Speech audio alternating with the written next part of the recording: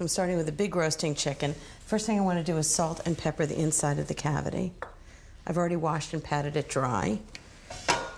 Lots of salt inside to give it lots of flavor. And lots of pepper. I want this to have great flavor. And I'm going to take a whole head of garlic. I'm not even going to peel it. Just cut it right in half. And all that garlic flavor just gets right into the chicken. It's going to be delicious. And the next thing I'm going to do is lemons, because I love the way lemon tastes in chicken. So I'm just going to quarter this and put that right into the chicken just that way. And then some fresh thyme, big sprig of fresh thyme right in the middle. All this is really just to give the chicken more flavor as it roasts. If you have other herbs around, like oregano or rosemary or something like that, you can also use that, but I particularly like thyme. Okay, now I'm going to show you how to truss a chicken. It's really simple. Just want to do two things. I'm going to tie the legs together, a little bit of kitchen string. Just tie these guys together. This is really about making sure that the chicken cooks evenly. If the legs are flapping around in the pan, they're going to cook faster than the rest of the chicken. And the wings are the same thing. You don't want them flapping around in the pan. So what you want to do is just turn them backwards and tuck them right underneath the body of the chicken. And it keeps them close. Just like that. I'm just going to brush the whole top with butter, just to make sure that it has lots of flavor and that it browns really nicely in the pan. Then I'm going to sprinkle it with lots of salt and pepper.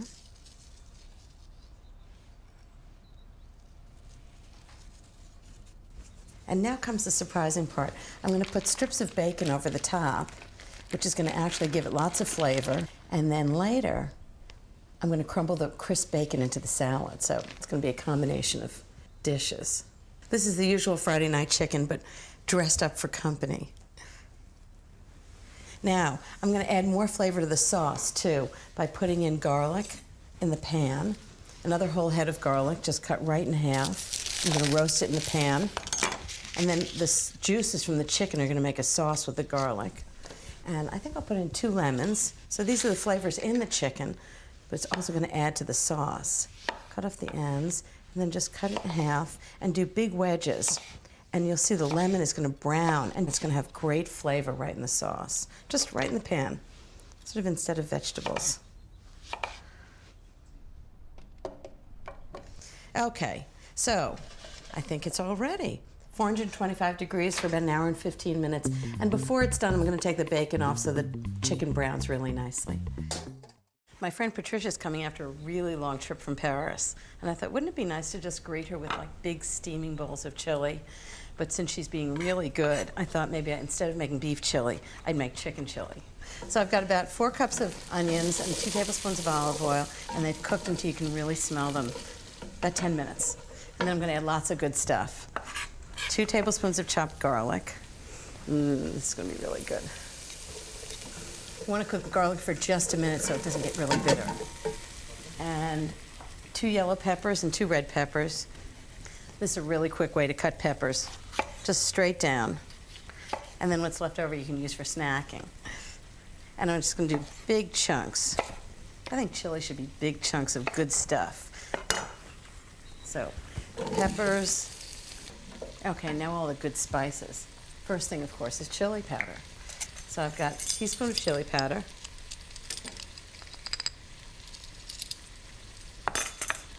teaspoon of cumin, which is a really essential ingredient in all chilies. And then these are the things that make it hot. Red pepper, just sort of a pinch of it, maybe a 1/4 teaspoon, and then cayenne pepper, which is really hot. So use it at your own risk. I like when things have a lot of flavor and a little bit of heat, but if you like it really hot, just add more. So 2 teaspoons of salt. This is great. And I'm going to cook that for about a minute while I get the tomatoes ready. I always make this with canned tomatoes. Life's too short to peel a tomato.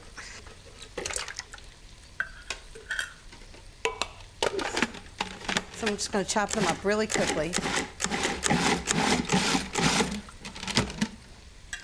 I'm going to put in 2 28-ounce cans of tomatoes.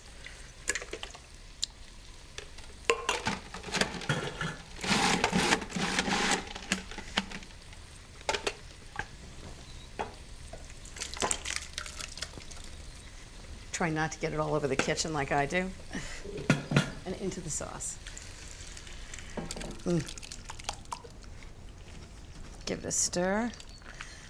So most chili has cilantro in it, but I personally hate cilantro, so I'm going to put basil in instead. It gives it great flavor. Just take the leaves off. And just give it a really rough chop.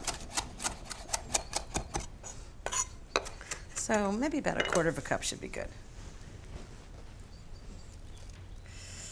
Wonderful.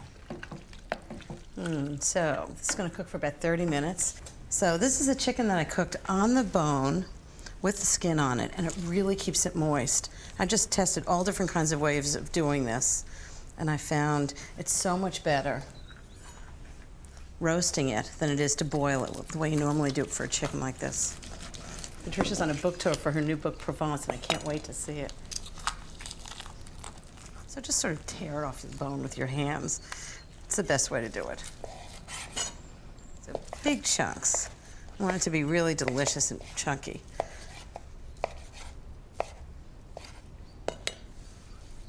Right into the pot.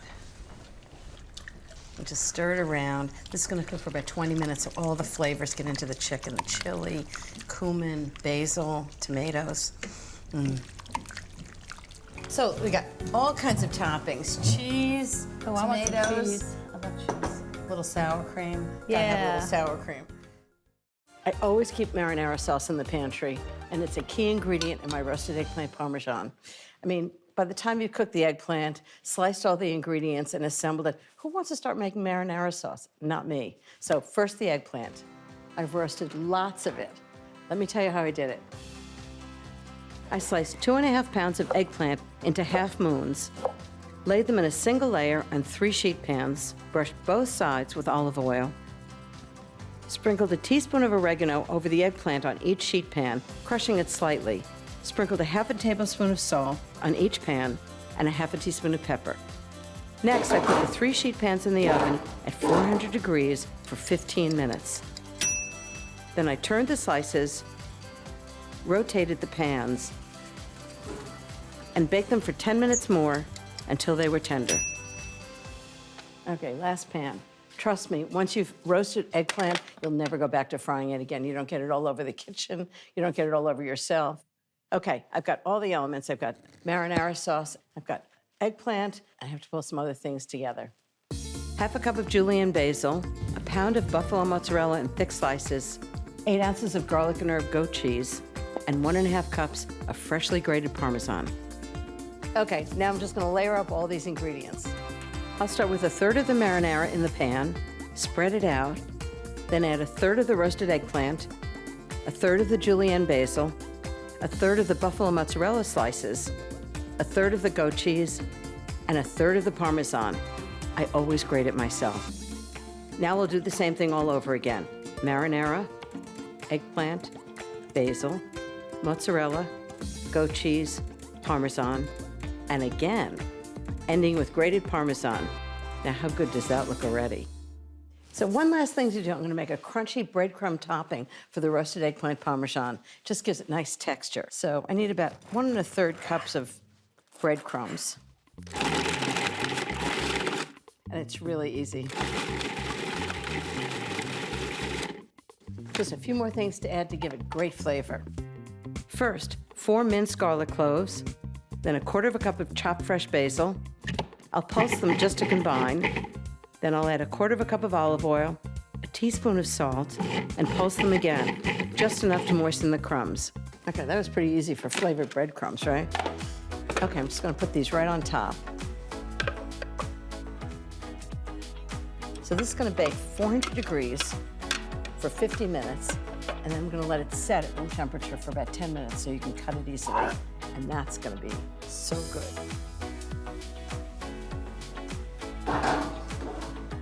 Okay, this is my roasted eggplant Parmesan. How good does that look? I just let it sit for about 10 minutes so you can serve it. And just make sure it tastes great. Wow.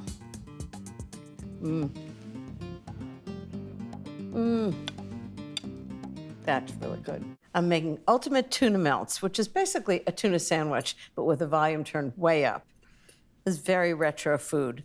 And I'm starting with tuna, but not ordinary tuna. I'm starting with really good tuna. This is Spanish tuna. It's packed in olive oil, but it's big pieces, and it's absolutely delicious. It's moist. The flavor is fantastic. I really look for some kind of imported tuna in a glass jar. With all respect to American tuna, this is particularly good. Okay, the tuna's broken up. Not too much, but just enough. And now we're gonna add lots of good things. Some diced celery. I always use the hearts of celery. I just think it's tenderer than the outside. The outside can sometimes be a little stringy. Lots of scallions. Give it lots of onion flavor. Mix it all in. And dill. I know it doesn't normally go with a tuna fish sandwich, but it makes such a difference. About 3 tablespoons of fresh dill. Think of dill with seafood, but you don't normally put it in tuna salad. And I thought, let me try it. It was really good. It's got that kind of anisey flavor. Okay, fresh lemon juice.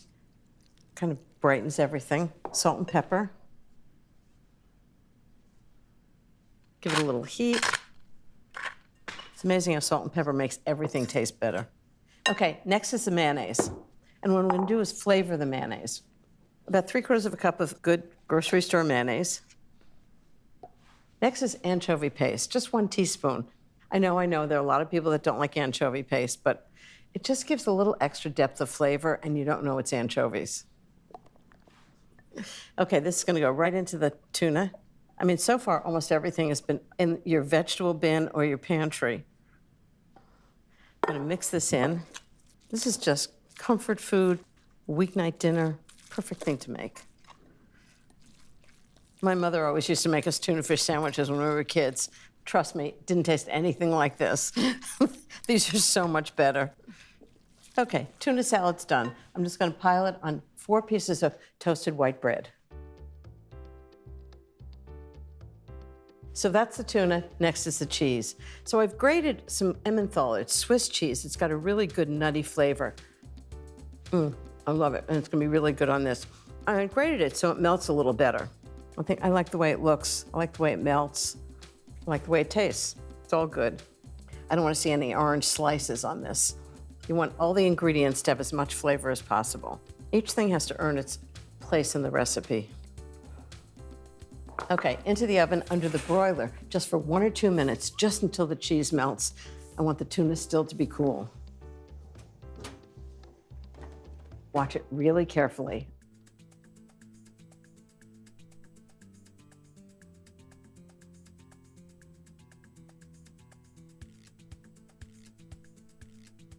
Okay, I think they're ready. Oh, this looks so good. Okay, tell me these aren't the best looking tuna sandwiches you've ever seen. I love these. And I'm not even a tuna melt aficionado, but these are really good. They look kind of gooey and cheesy and tuna fish. This is perfect retro food for a weeknight dinner. The ultimate comfort food.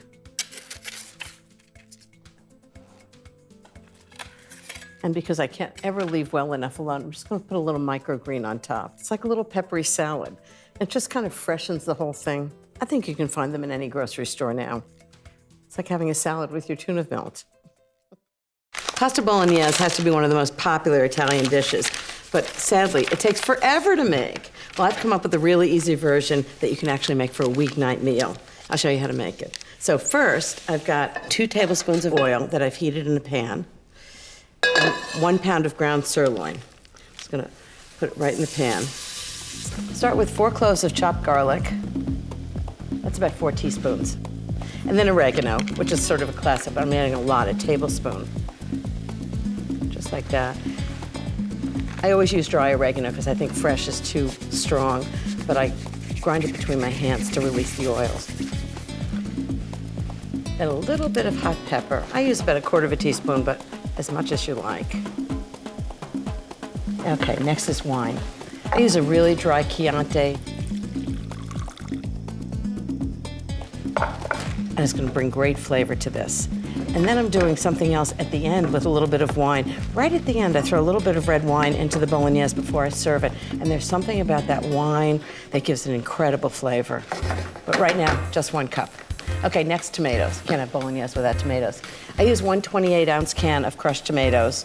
And if you can get San Marzano tomatoes, it's a kind of tomato, not a brand. They're really the best Italian tomatoes. And to give it a little more intensity, I'm gonna put in 2 tablespoons of tomato paste. So that's really condensed tomato. Lots of salt and pepper, 1 tablespoon of salt. And then 1½ teaspoons of pepper. And this is gonna cook for about 10 minutes. Bring it to a boil, let it simmer away on top of the stove, and let all those flavors cook together. I'm gonna add a few more things to the bolognese sauce. 1/4 teaspoon of nutmeg. It's an unusual spice, but it really goes well with tomatoes. 1/4 cup of fresh chopped basil. Right into the pasta. I'm gonna add a little bit of cream, just 1/4 cup of cream, just to give it a little richness. I never knew anything that cream hurt. And 1/4 cup of red wine. This is where I add it at the end. And it just gives it a little edge. If you're worried about not cooking off all the alcohol, you certainly don't have to add it. You can really smell all the spices and the wine. This is just gonna simmer away for about 8 to 10 minutes. In the meantime, I'm gonna get the fresh Parmesan ready.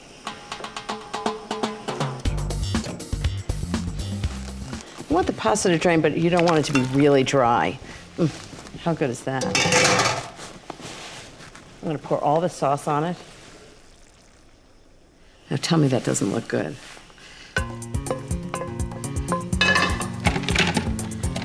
1/4 cup of Parmesan cheese on top, or as much as you like. I'm gonna put a little basil on top. I'd love to know what the ingredients are. Fresh basil's got a nice sort of like spicy quality to it, so that's gonna be fantastic.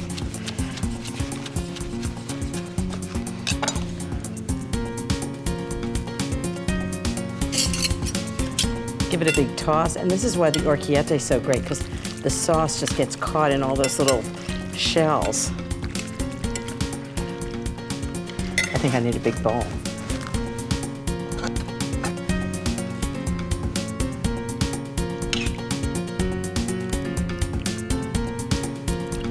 A little more Parmesan cheese. Big spoon. And I'd say, buon appetito. Ooh, this looks good. I thought I'd make cream of wild mushroom soup to start because I can make the whole thing in advance and then just heat it up before dinner. I'm starting with 5 ounces of each of 3 mushrooms, portobello, cremini, and shiitake. If you can't find all 3, just pick one. Okay, nice clean mushrooms. So the next step is to separate the mushroom stems from the caps. That one's just caps. Take off the stems. I love the nutty, sort of meaty flavor of the wild mushrooms. I'm gonna chop the stems, just a rough chop because it's all gonna get cooked together. And then for more flavor, I'm gonna chop a carrot.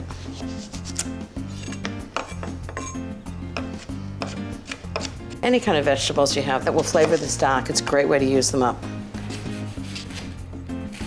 Okay, so now I'm gonna heat the pan. A tablespoon of olive oil, a tablespoon of butter. In go the onions, carrots, and the mushroom stems. These are just gonna cook for about 10 to 15 minutes until they get really nicely caramelized. And okay, big sprig of thyme, right in. Just gonna let that cook. I'm gonna get the rest of the soup ready. So the first thing I'm gonna use is a leek. I know you've seen it at the grocery store, but people don't use it so much here.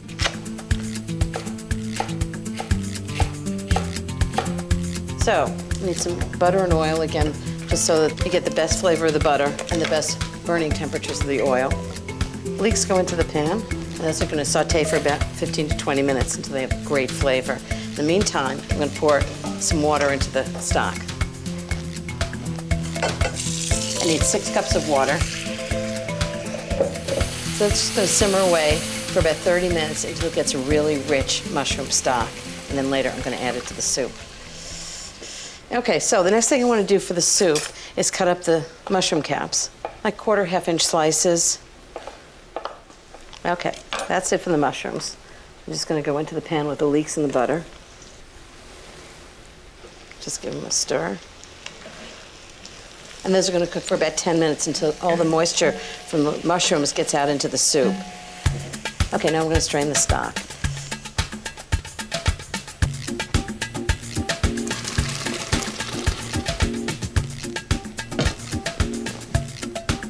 I want to get every last bit. Okay, so the next thing is I'm going to add a little flour to these mushrooms. It's amazing how much they've cooked down. So I need a quarter of a cup of flour. What this is going to do is thicken the soup. Just add it right to the mushrooms. Cook it for a minute. Perfect. Now I need a cup of dry white wine, whatever you have in the refrigerator.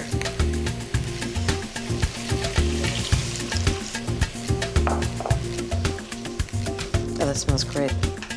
Okay, some fresh thyme leaves, about a teaspoon.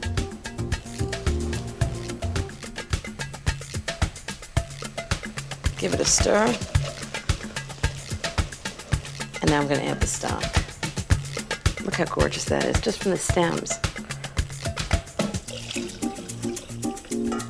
Okay, last ingredients. So 1 cup of cream. And then a cup of half and half. And half a cup of fresh parsley. Give it a stir. So I'm going to chill this, and then I'm going to heat it up just before dinner. This is fantastic. Thank you. Actually, this is the best soup I've ever had. Okay, so 2 tablespoons of freshly minced parsley. I need about a half a cup of grated Parmesan cheese. I think it's unusual in meatballs, but I think it gives it lots of flavor.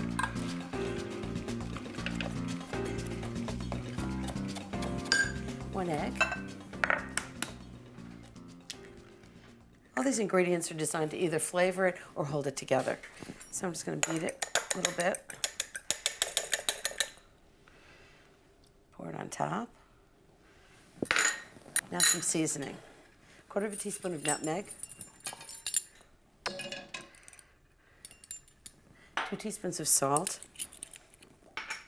1/2 teaspoon of pepper. And here's the surprising part, warm water. 3/4 cup. I actually learned this trick from Rayo's, that famous Italian restaurant in New York. And it keeps the meatballs so moist you wouldn't believe it. Okay, clean hands, cook's best tool. And you want to do this really lightly. You don't want to sort of compact it. You want to fluff it up and still mix them together. Oh, this smells so good. So this is going to make about 16 really good-sized meatballs, which is perfect for my guests.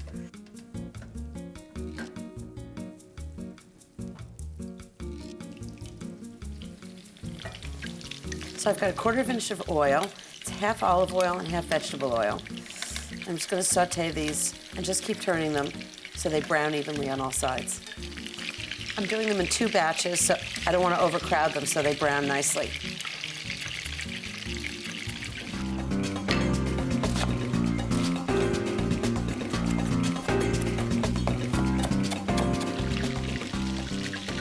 So the second batch of meatballs are done. I'll just cook them 10 minutes until they're nice and browned, and then I'm going to finish cooking them in tomato sauce. Okay, I'm just going to pour off all the oil that I used for cooking the meatballs. So I'm going to use the same pan. It's got all that great flavor from the meatballs. A little bit of fresh olive oil. 1 cup of onions. It's 1 or 2 onions, depending on how big they are. And they're going to cook for 10 minutes until they're really tender and flavorful. And now I need some wine for the sauce.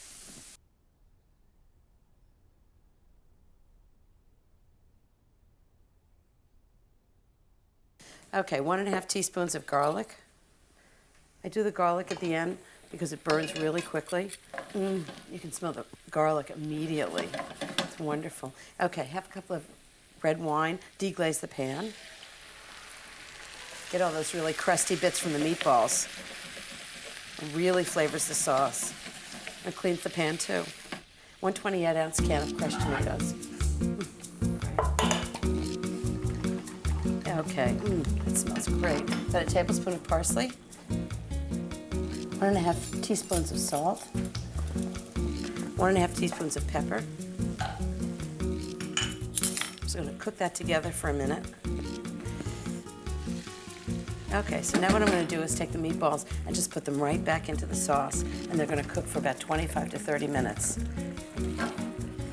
Okay, just put them all in.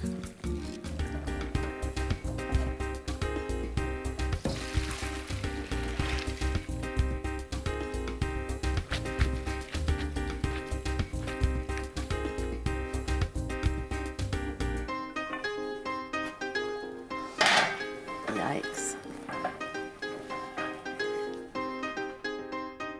Tomato sauce and meatballs. Oh. Big bunch of basil, right in the middle. Big spoons. First thing I'm gonna make is mac and cheese, which is traditional mac and cheese with the volume turned up. So to make real mac and cheese, as opposed to the stuff in the box, first thing I want to do is make a bechamel sauce, which is really a fancy word for white sauce. So I'm going to heat 1 quart of milk, and then in another pan, I'm going to melt 6 tablespoons of butter, and add half a cup of flour, and cook them together for about 2 minutes while I'm whisking it. You don't want the butter to burn. This is the kind of sauce you use in a gratin, which sounds fancy in French, but it's perfect for mac and cheese. Okay, now I just want to slowly add the hot milk, and you'll see the whole thing becomes a really nice, thick white sauce. Add it whisking. Actually, I think you can just, whoa, that's hot.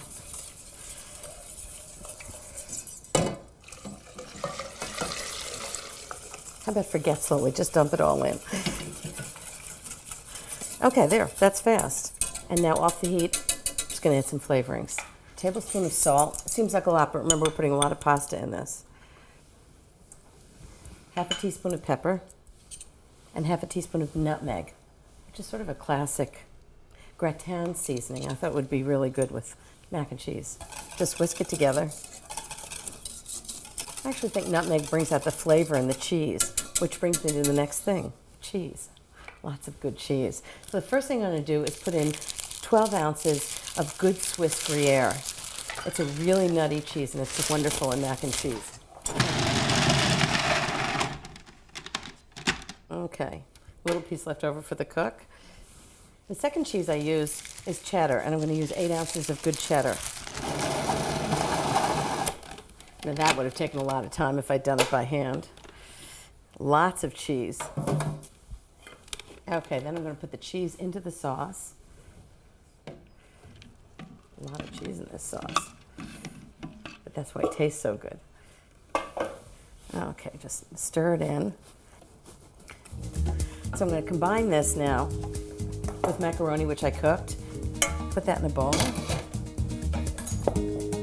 Add the sauce. It's about a pound of macaroni or cavatappi. Okay, mix that all together. Boy, this looks like enough for a crowd. In my experience, everybody loves it, so they eat a lot. So I'm going to pour this into a dish, and I'm going to do sliced tomatoes and breadcrumbs on the top. Gives a nice little crunch and delicious flavor with it. So it really is macaroni and cheese, but for a party. Okay, into the dish. Now, how bad could that be? So, just right on top, really simple. Okay, right on top of the tomatoes and the mac and cheese. I'm going to bake it at 375 for 30 minutes, and it's going to be bubbly and delicious. It's mac and cheese, but better. So I've got 2.5 pounds of ground chuck. It's very important that it's not too dry. You can ask the butcher for it. And then I've got sauteed onions and lots of flavorings to give it lots of flavor. I'll show you how I made the onions. I heated a tablespoon of olive oil in a medium sauté pan, and then added 3 cups chopped yellow onions. Then I added a teaspoon of chopped fresh thyme leaves, 2 teaspoons of kosher salt, and a teaspoon of freshly ground black pepper. And just cooked it over medium-low heat, stirring it occasionally for about 10 minutes, just until the onions are translucent, but not brown. Then off the heat, I added 3 tablespoons of Worcestershire sauce, 1/3 cup of chicken stock, 1 tablespoon of tomato paste. Then I mixed everything together and set it aside to cool slightly. So now I'm just gonna add the onions and all that great flavoring to the meat. Everything's right in there. It's gonna be delicious meatloaf. Next thing is breadcrumbs. I use about 1/2 cup of dried breadcrumbs. I use dry ones because it really holds the meatloaf together. And why make fresh breadcrumbs when you don't have to? 2 eggs, which also holds the meatloaf together. And then pour it on top. Now this is the key to making meatloaf. You want it to sort of aerate it. You don't want it to be dense. So just toss it all together and make sure you're not compacting it. Just pat it lightly. You want it to have an even shape so it cooks evenly. If it's thicker at one part than the other, part of it will overcook. I'm gonna put 1/2 cup of ketchup right on the top. This is where clean hands come in. Just smooth it over. You can really do it with a knife if you want to. Okay, now I'm gonna put it into the oven, 350 degrees for about an hour and 10 minutes. And it's gonna be the most delicious meatloaf. Get a pan, fill it with very, very hot tap water, and put it underneath. You'll have moist, delicious meatloaf every time.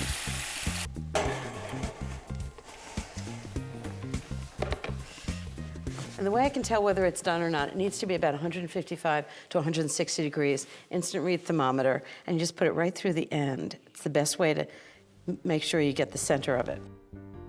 A little garnish, make it look better, and a little taste to make sure it tastes good. Now, what beginner wouldn't want to make meatloaf? Roast chicken. I can do this in my sleep. So I'm going to just check the chicken for any leftover pin feathers, and I'm going to pat it dry on the outside. And I do that so that when I brush it with butter and salt and pepper, it'll stick to it. All the giblets have been taken out and saved for another time. So I'm just going to stand it up like this and just salt and pepper the inside. And all you need to do is just take this whole lemon, cut it in quarters, and just stuff it in the middle. I'm going to take this entire head of garlic, cut it right in half. It's going to be just like a hint of garlic, and it gets into the juices in the vegetables in the pan. It's so delicious. And then I have some fresh thyme, and just stuff it right inside this great chicken. Now all I have to do is brush of butter on the top, salt and pepper, and it's ready to go. You want to melt the butter, but not let it burn. Butter's actually better for this than olive oil. The butter has some milk solids in it that burn a little bit, so it makes the chicken nice and brown. Okay, that's good. So I'm going to brush the entire outside of this chicken. It's gorgeous little chicken. And then season it with salt and pepper. I know it seems like a lot of salt, but it's really important for the chicken to have lots of flavor, and that'll do it. And pepper. Okay, this looks gorgeous. Now the next thing I'm going to do is truss it, which is sort of to tie it up so that it cooks evenly. The whole point of trussing is if its little legs are out like this, the legs can very easily get burnt and the meat can get overcooked. So what I want to do is pull it into its body so it cooks really well. And all I have to do is tie the legs together and it'll do that. And you'll see. There are all these very complicated ways to truss a chicken, but this is about as easy as it gets. So I'm going to just take a length of kitchen twine and just tie these little legs together. And I leave long ends so it's easy to take the twine off. Nobody wants to eat twine for dinner. So just like that. And then its little wings just go under here. Just tuck them under. The whole bird doesn't have to be wrapped in twine. I've seen some birds that look like they're in bondage. Roast chicken's just the best kind of comfort food. And the good news is it can be a really simple meal or it can be a really elegant one. Okay, that's ready to go. And now I'm going to make some vegetables. So all the juices from the chicken are going to get into the vegetables and they'll all cook together, and it's going to be so delicious. So into the oven, 425 degrees for about an hour and a half. Can't wait. that roast chicken smells so good. Oh, looks perfectly done. It's been in for about an hour and a half, and there are lots of ways to tell when the chicken is done. Oh, and all those delicious juices coming out into the vegetables. So the first test, I'm just gonna take this little string off so nobody ends up eating it. First test is to shake hands with its leg. If it wobbles like that, it's perfect. The second one is to cut between the leg and the thigh and just make sure the juices are running clear. And if they are, it's definitely done. And it's done. So I'm just gonna cover it with aluminum foil. It's really important when you're roasting meats, chicken, beef, anything, to let it rest for about 20 minutes after it comes out of the oven. I'm just gonna keep it covered so it stays nice and warm. And all the juices run back into the meat, and it makes it so delicious. And then I think I'll put the vegetables back in the oven and let them caramelize a little bit while the chicken rests.